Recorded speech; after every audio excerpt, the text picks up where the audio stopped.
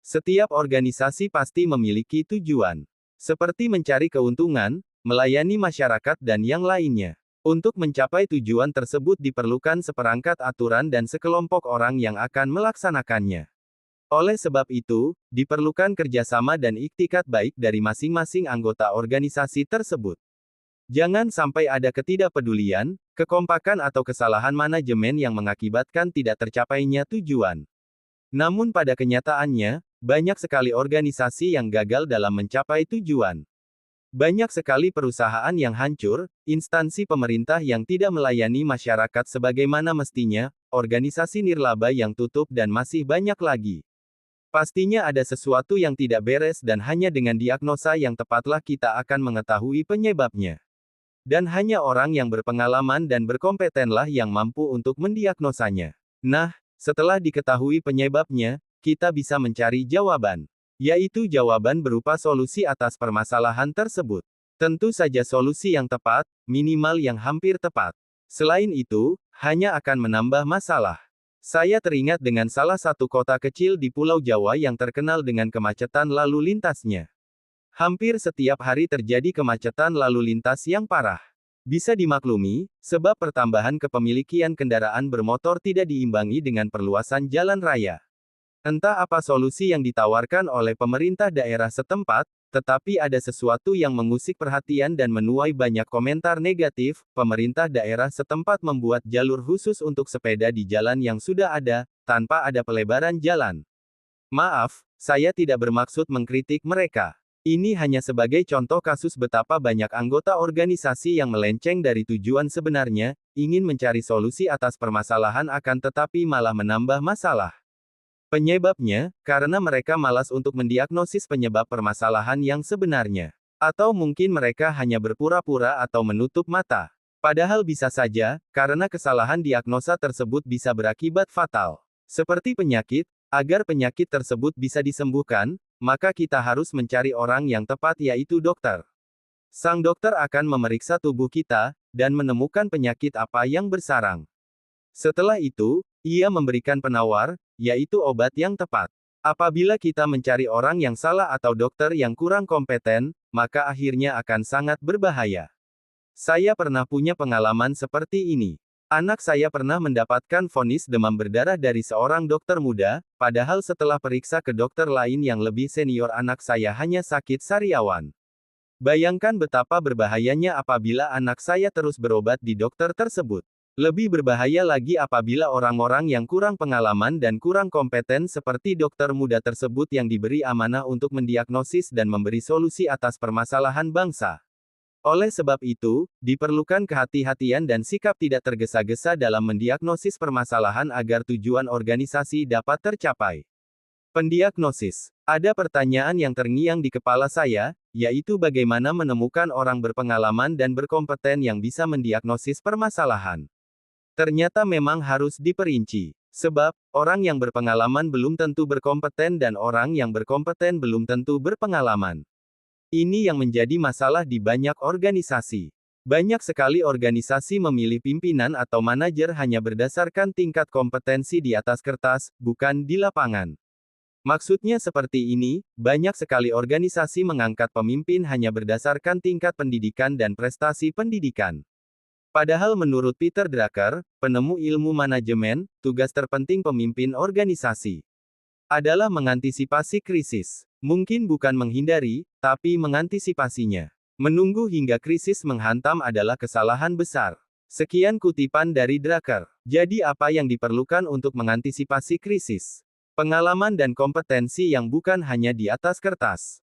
Maaf saya tidak mendiskreditkan pendidikan. Namun memang, selain pendidikan diperlukan hal lain untuk menjadi pemimpin atau manajer. Kembali ke pembahasan, untuk menemukan orang berpengalaman dan berkompeten yang bisa mendiagnosis permasalahan kuncinya adalah mengetahui track record orang-orang yang akan kita pilih.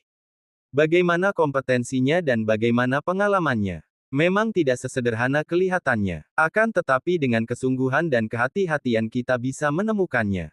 Sedikit kan, jangan perbanyak. Yang menjadi masalah kedua setelah kesalahan diagnosis adalah kurangnya fokus. Di dalam organisasi yang terlalu besar atau terlalu birokratif, sulit sekali membuat para anggotanya hanya fokus ke tujuan.